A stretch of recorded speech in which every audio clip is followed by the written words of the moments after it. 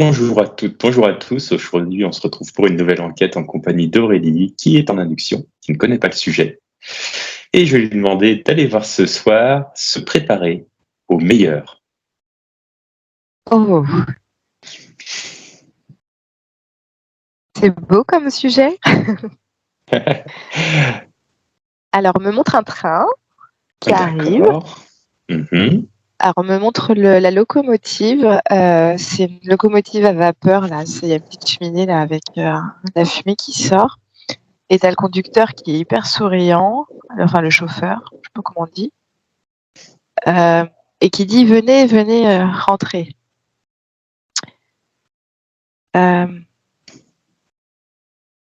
Ah, ok. Alors, on me dit que c'est un leurre. D'accord, c'est ce que j'allais te C'est bien. demander. Voilà. Non, mais c'est bien parce que ça rejoint ce qu'on a vu à l'induction, en fait. Oui. Ils sont en train de leurrer un peu les personnes pour ne pas avoir des messages justes. Alors, se préparer au meilleur. Alors là, on me renvoie à une personne et on me parle d'enracinement. On me montre D'accord. déjà de se focaliser sur... Alors, il y a deux messages. Se focaliser sur ses racines, de bien s'enraciner pour Mhm. pouvoir avoir son cœur ouvert. Et en même temps, on me dit de faire attention aux leurs, justement, dans ces prochaines périodes, parce que quand tu dis se préparer au meilleur, il y en a qui vont le vendre, c'est ce qu'on me dit, Ok. avec un beau petit train là, à vapeur, et puis avec un beau monsieur souriant. Et non, faut pas monter sur quelque chose d'extérieur à soi-même, en fait, qui pourrait faire vendre des énergies, d'emmener quelque part. C'est ce qu'on me dit en Ok. tout cas. D'accord. Déjà, est-ce que ce monsieur-là, il avait une tête particulière? Juste comme ça. Assez ronde, tu sais, un petit peu joufflu, les yeux marron noisette. Mais en fait, tu vois, tu as le visage sympathique, mais tu as les yeux où il y a quand même, alors moi je dirais un regard un peu de l'IA. Enfin, Hmm. c'est un regard de quelqu'un qui est dans une pub en fait. Enfin, ouais, c'est un peu ça qu'on me dit en fait. Faire attention aux apparences en fait pendant les prochains mois là. Ok, donc, premier conseil, bien s'enraciner et faire attention aux Ouais, apparences. Donc, c'est ça. s'enraciner, tu vas aller regarder de façon pratique énergétique comment bien s'enraciner justement pour se préparer au meilleur.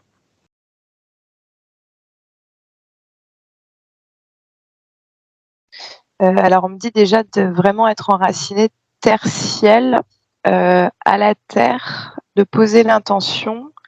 Alors on me parle du petit peuple, de poser l'intention que le petit peuple va veiller à nos propres racines. Et je vois poser l'intention et voir des petits lutins, des petits êtres en fait tourner autour des racines et puis les maintenir, on me dit ça, leur couleur dorée. On me montre des petites étincelles dorées, des petites paillettes à l'intérieur et autour des racines, et puis de poser les intentions que les êtres invisibles veilleront aussi aux racines. On parle vraiment du petit peuple. Et pour le cours, enfin pour la connexion au ciel, je vois un tube de lumière. Et en fait, on me dit vraiment de toujours veiller à prendre la décision qui ouvre le cœur et pas qui ferme le cœur. Et ça, c'est important parce qu'on me dit, même quand vous dites non, quand vous décidez que c'est non, euh, prendre le temps de ressentir que ça vous ouvre le cœur à vous positionner dans un non ou dans un oui. Hein. Mais on me dit que c'est là où finalement l'enracinement de la connexion au ciel, on est sûr que ça se fait au mieux. C'est comme si voilà, vous aviez un sourire à dire non. Enfin, voilà. Ok, donc le sourire, c'est un moyen de savoir si, quand on dit non, ça nous ouvre le cœur. D'accord. C'est Est-ce qu'il y a exactement d'autres ça. En fait, moyens? t'es aligné à ta position et à ta décision, en fait, parce que tu sais que c'est pour un meilleur pour toi de t'être positionné comme ça. Ok. Parce que j'ai l'impression qu'il y a parfois des confusions sur ce qui peut ouvrir le cœur. Et justement, je voudrais bien que tu ailles creuser ça, cette ouverture du cœur. Donc déjà, le sourire, qui est plutôt un réflexe finalement du corps. Bah, Est-ce qu'il c'est y a ça. d'autres choses qui montrent voilà, que ça nous ouvre le cœur, vraiment de prendre une décision? Bah, en fait, je vois de ressentir spontanément l'élan d'action du corps, comme si le corps avait envie d'avancer dans un sens ou dans un autre. Hein. Par exemple, d'avoir dit non, et c'est comme si le corps avait envie d'avancer maintenant sur c'est bon. Je me suis séparée un peu alors je dirais pas du boulet, mais c'est un peu le terme grossier, mais hop, c'est bon, et genre maintenant je vais de l'avant. Enfin voilà, c'est comme si, en fait, on me dit de vraiment écouter son corps physique, et quand tu parles de sourire comme un réflexe, c'est ça. C'est-à-dire que c'est le corps qui s'ouvre, c'est cet élan d'aller de l'avant, de penser à soi, et même des idées qui viennent spontanément, en fait, quand on dit oui ou quand on dit non, c'est waouh, enfin, comme si voilà, on avait le sourire rien que de voir les idées qui arrivent. Parce qu'on me dit que ça va être important pour les prochains temps aussi. Hein. Ok, donc se reposer plutôt sur son corps physique, un élan en avant ou un sourire, savoir ce qui nous ouvre réellement le cœur. Ouais. Est-ce qu'on peut pratiquer quelque chose d'énergétique pour aller justement chercher, parce qu'il y a des conseils sur préparer en fait son corps au niveau énergétique justement à répondre et à le ressentir cet élan? Euh, alors, on me montre de la pâte à modeler. D'accord.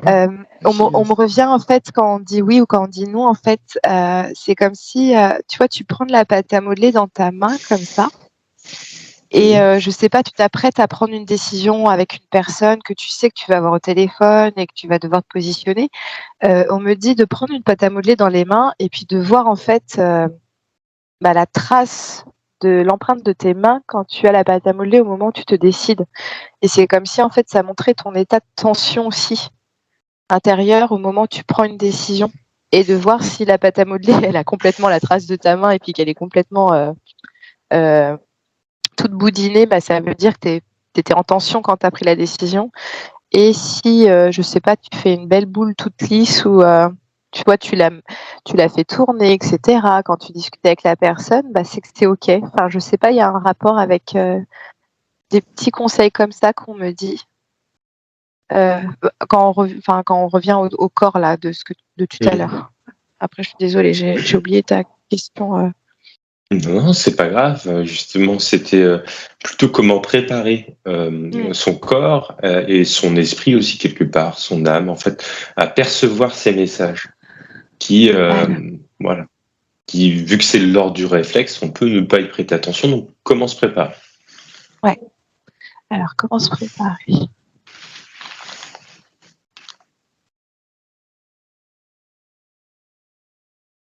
Alors, on me parle de la méditation, en fait, comme si partir en méditation et t'observer devant plusieurs chemins différents, et d'être spectateur, observateur de toi-même devant ces chemins, et d'observer comment ton corps se situe, dans quelle position tu es. On me dit déjà d'être dans une certaine projection extérieure pour t'observer et de voir toutes les tensions, et de ne pas hésiter à demander aussi de faire apparaître, par exemple, s'il y a des tensions physiques, des tensions émotionnelles et des tensions psychiques, et de voir l'état de ses racines aussi, quand on est en face d'une décision, d'un choix pour soi-même, et de voir ce qui se joue à ce moment-là au niveau des énergies. Donc ça peut être ça. On me renvoie aussi aux cartes, aux oracles, aux pendules aussi, aux baguettes de sourcier, par exemple, de demander suis-je alignée avec cette décision-là, par exemple, et suis-je alignée en mon cœur avec cette décision-là. Et puis il y a les baguettes qui vont dire oui, non, ou le pendule qui va dire oui, non. Donc on va dire c'est un moyen déjà de passer un petit peu par l'extérieur, de commencer à automatiser ce type de questions. Est-ce que c'est positif pour moi? Est-ce que c'est positif pour mon âme? De revoir les questions qu'on se pose pour soi-même. Et on me dit que c'est important parce que ça revient en son cœur, en fait. Quelles sont les intentions que tu as pour toi-même? Et ça renvoie sur ton thème du début, se préparer au meilleur, en fait. Rien que par tes questions, tu te renvoies si tu te prépares au meilleur pour toi. Parce que, par exemple, je vois quelqu'un qui pose la question, quels sont les problèmes que je vais avoir en 2024? Déjà, tu te prépares au malheur. Alors que si tu te poses la question, quels seront mes plus beaux cadeaux que je vais recevoir en 2024? Tu te prépares au meilleur. D'accord. Alors déjà, pensée positive. Et avoir des intentions positives, en fait, pour toi. C'est même pas que des pensées, en fait. T'es vraiment... autorise-toi à vouloir des cadeaux pour toi. D'accord, ok. Je voudrais juste revenir là sur du coup ce que je t'ai demandé pour vraiment se préparer son corps, parce que tu avais cette question, est-ce que c'est positif pour moi? Je vais te demander de te mettre en face d'une personne qui est déjà dans le meilleur et d'une personne justement qui se prépare à être dans le meilleur. Alors, voilà. Alors, une personne qui est déjà dans le meilleur, je la vois complètement droite, les bras ouverts, enfin vraiment en posture d'ouverture de cœur. Elle est rayonnante, enfin il y a vraiment une lumière qui émane de son intérieur vers l'extérieur avec un beau sourire, les yeux fermés, comme une sérénité en fait, un apaisement, tout va bien. Et une personne qui se prépare au meilleur, je vois une personne, tu sais, qui est sur les starting blocks pour démarrer là. Tu sais, le regard perçant là sur la ligne d'arrivée. Et puis, en fait, j'ai l'impression que mentalement, il faut déjà visualiser où tu veux aller et être prêt à y aller, en fait, être déterminé. Est-ce qu'il faut déjà y être? Oui. Oui, et dans tous les corps, dans toutes les dimensions, en fait. Il faut déjà que tu visualises que tu as gagné la course. Je vois, en fait, je me mets à la place du coureur dans ses pensées et il est déjà en train de visualiser qu'il est en train de célébrer sa réussite. En fait, je le vois avoir atteint déjà l'arrivée et puis de manifester sa réussite. Donc, en fait, il faut jouer sur la pensée créatrice et les lignes de temps. Il faut se projeter et on me dit aussi bien physiquement, émotionnellement et psychiquement. Ça, c'est un point sur lequel je voulais revenir, justement. Donc, on récapitule un peu les conseils, justement, pour l'instant. Donc, bien s'enraciner pour justement pas tomber dans les leurs, se recentrer sur soi, sur les ressentis de son corps, sourire, élan d'aller vers l'avant, qui sont synonymes d'ouverture du cœur, pour le coup. Et en gros, se forger un espèce de mental de champion, voilà, où on est déjà dans « j'ai gagné la course ». Ah non, mais c'est exactement ça. Et puis, tu as atteint tes objectifs et tu as réussi. C'est pas juste... c'est-à-dire que tu te visualises être hyper heureux de l'avoir fait. Et que c'est fait. Enfin, c'est... dans tes énergies, tu vibres déjà que c'est déjà fait, quoi. Et puis, en fait, de vibrer ton état de joie quand tu y es, c'est comme si je voyais, mais que ça te vibre tellement haut que ton corps, en fait, il n'a pas le choix que de réussir et d'être hyper heureux de le faire. Ok. Et justement, je voulais te poser une petite question par rapport à là-dessus, parce que, bon, force est de constater qu'il y a un seul champion sur une course. Donc, justement, est-ce que tout le monde peut le faire? Alors oui, c'est là où on dit non, en fait, là, c'est vraiment l'exemple d'un état vibratoire et de conscience. Mais en fait, là, ce qu'on me montre, c'est la course de chacun. On n'est pas en compétition, on n'est pas en concurrence, c'est-à-dire que chacun a son propre alignement, son cœur, chacun a sa propre vibration qui ouvre le cœur et que on me renvoie, tu sais, aux racines que j'ai vues au début, c'est-à-dire tes racines, c'est toi, c'est qui tu es aussi, ta place sur Terre, qu'est-ce qui te fait vibrer d'être en vie, d'être là, et ça c'est propre à chacun, et c'est en ayant conscience de qui tu es, de ce que tu veux, que là tu te fixes ton objectif et que tu es déjà là. Enfin, tu es déjà dans ta réussite. Donc, déjà, cibler ses racines, en fait. Qu'est-ce qui fait que tu te sentirais en sécurité, épanoui dans ta réussite, comblé? Et ensuite, tu visualises que tu l'as déjà. Et c'est pour ça qu'on me ramène aux questions, en fait. De questionner, en fait, tes intentions pour toi. C'est parfait. Mais du coup, je suis Merci. désolé. Donc ça, c'est super. Par contre, ce que je voulais quand même te demander, c'était par rapport au mental de champion. Non, bien sûr que c'est pas une course. T'es pas en compétition avec les autres pour aller vers ton meilleur. Ça, c'est une évidence. Par contre, ce que je voulais dire, c'est que tout le monde est plus ou moins bien loti. Donc, par exemple, est-ce qu'il y a des choix d'âme pour, en gros, ne pas du tout trouver son incarnation sur Terre? Tu vois, un truc improbable où en fait, tu arrives sur Terre et t'as pas du tout de truc qui te fait vibrer. En fait, quand tu dis ça, je visualise un sportif qui est pas du tout au niveau de la ligne de départ, mais qui regarde ses pieds en fait et qui est déjà en train de tâter le sol pour ressentir la texture du sol. Et on me parle plutôt des âmes qui sont là pour incarner plutôt l'aspect de la matière. Enfin, je sais pas comment dire. Déjà pour vivre le corps physique. Ok. Et qui n'ont pas forcément d'aspiration spirituelle parce qu'ils sont pas encore à ce niveau de conscience, on va dire. Après, c'est même si j'aime pas trop dire ça, mais tu vois, par exemple, je les vois pas mal le vivre en fait. C'est juste qu'ils se posent pas la question. Ils sont en train de tâter la texture du sol. Enfin, et c'est ok.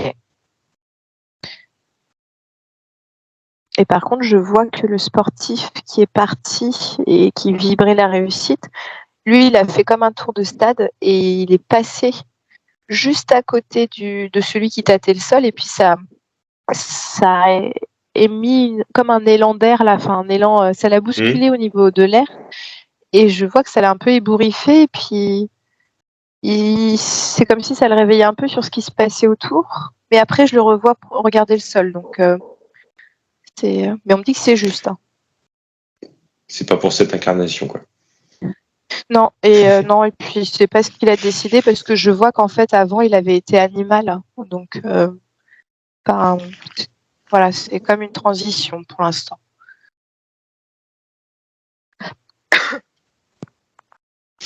Ok. Est-ce que tu vois autre chose à ajouter dessus? Oui, on me renvoie justement aux animaux qui ont un peu le même processus. On me montre un léopard ou un guépard, un léopard, et je le vois en fait saliver avec sa langue là qui se lèche les babines. Et il est déjà en train de visualiser, par exemple, la gazelle qui va manger, comme s'il était déjà en train de visualiser qu'il la mange. Et j'ai l'impression que ça active à l'intérieur son chakra sacré. Ouais, c'est ça. On me parle de l'activation du chakra sacré de par la visualisation d'avoir déjà. Alors là, c'est en lien avec l'appétit et d'où le chakra sacré, mais on me dit que c'est possible sur tous les chakras en fonction de ce que tu visualises et de l'énergie que ça va émettre pour toi, la faire revenir à l'intérieur après.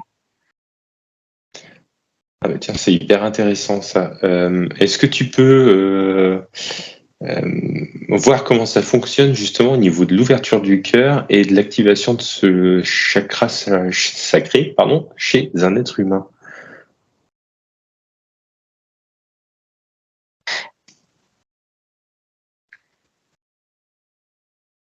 Alors, on me montre une femme enceinte qui est en train de parler avec son bébé, qui est en train de... En fait, elle a vraiment conscience qu'il est là. Elle le visualise, elle imagine ses cheveux, son caractère. Et je vois une ouverture du cœur. Et en fait, c'est comme si le corps était complètement cohérent et hyper sain, en fait. Et que le cœur, il est grand ouvert. Et là, c'est comme si rien pouvait dégringoler. Enfin, vraiment, tout est là. Ouais. Et c'est là où je vois que la femme enceinte, en fait, par exemple, quand elle est en face d'une décision, mais elle est tellement alignée quand elle prend cette décision parce que elle est, ouais, je sais pas comment dire. Même quand elle dit non, elle le fait avec un grand sourire et puis elle est dans la compassion et en fait, on peut rien lui refuser. Elle est dans l'amour inconditionnel à ce moment-là. Ah, mais complètement. Pour elle-même, pour le bébé, c'est comme si, ouais, elle était dans un état d'être d'amour inconditionnel. Tiens, je vais te demander de visualiser. C'est hyper intéressant cette interaction entre le chakra sacré, comme moteur de volonté, l'ouverture du cœur et l'amour inconditionnel. Comment tout ça, ça s'articule. On me parle de la cohérence tête-cœur-ventre, en fait. Parce qu'en fait, l'amour inconditionnel, on me dit que c'est pas juste le cœur. Enfin, comme nous on l'entend, en fait, c'est pas juste cette zone-là. C'est Ouais. d'être totalement dans un état vibratoire aligné et d'être à la fois dans la vie, en ce qui concerne Gaïa, dans la vie en ce qui concerne les humains et les êtres vivants qui nous entourent, et dans la vie en ce qui concerne le grand tout, le ciel, la source. Et tu es la vie. Enfin, c'est ce qu'on me montre. Tu es la vie. Mm. Okay. Et là, il y a quelque chose qui me vient. Tu vas me dire si ça matche ou pas, mais l'amour inconditionnel envers soi-même, finalement, c'est dans le respect de chacun de ses corps et notamment aussi de son corps émotionnel, corps physique. C'est-à-dire de ce que tu es à l'instant T. Et c'est à ce moment-là où tu es bien aligné quand tu es dans le respect de chacun de tes corps. C'est-à-dire que quand tu vas pas au-delà de ton corps physique, pas au-delà de ton corps émotionnel. En fait, le mot respect, c'est encore limitant. On me parle vraiment d'être, juste d'être. C'est-à-dire, tu es un ensemble de corps qui est en communion avec d'autres corps, qui est en communion avec toute énergie vivante ou non vivante, dans le temps, dans le non-espace-temps. Et en fait, c'est rigolo parce que, alors je dévie un petit peu, mais on m'avait renvoyé aux enfants parce qu'on m'a montré en fait que la femme enceinte, elle, pour le coup, se projetait dans une méga anxiété à être enceinte. Mmh. Et tu vois, je te parlais du coureur là qui visualisait sa réussite et qui l'a ramené à lui. Et on me dit que les enfants, c'est les seuls êtres qui peuvent te faire changer ta façon de créer. Enfin, je sais pas comment dire, quand t'es pas aligné parce que tu es dans l'angoisse, etc. C'est les seuls êtres, ah non, on me dit aussi un peu les animaux, qui peuvent te ramener dans ton propre amour inconditionnel par l'extérieur. Parce que eux vibrent l'amour inconditionnel, donc c'est comme si ça faisait effet miroir. C'est les coureurs qui nous ébriefent, quoi. C'est exactement ça, c'est vraiment ça. C'est-à-dire que si tu es seul face à toi-même, etc., et que tu n'as pas l'aide d'enfant, au final, la pensée créatrice, la visualisation de la réussite, c'est hyper intéressant et d'y être pour se préparer au meilleur. Par contre, si tu regardes les enfants en fait et que tu penses à te préparer au meilleur, ça fonctionne super bien aussi. Parce que quand tu les visualises eux et quand tu ressens leurs énergies, tu te dis mais pourquoi se poser des questions? Le meilleur est déjà là.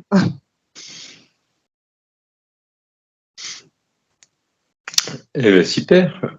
Est-ce que tu as un dernier petit conseil pour se préparer au meilleur? Ne limitez pas votre liste au Papa Noël juste au 25 décembre. Faites votre liste, par exemple, pour toute l'année 2024 et tout ce que vous avez envie d'être, de créer, de faire, d'avoir. Et visualisez tout ce qui est là où vous avez envie de vous projeter est ramené sur quelque chose de réalisable vraiment pour vous, et que ça réactive vos volontés en fait, et puis surtout ce bien-être d'être en vie, d'être heureux de l'être, et puis d'être émerveillé, enfin, de vivre vos rêves.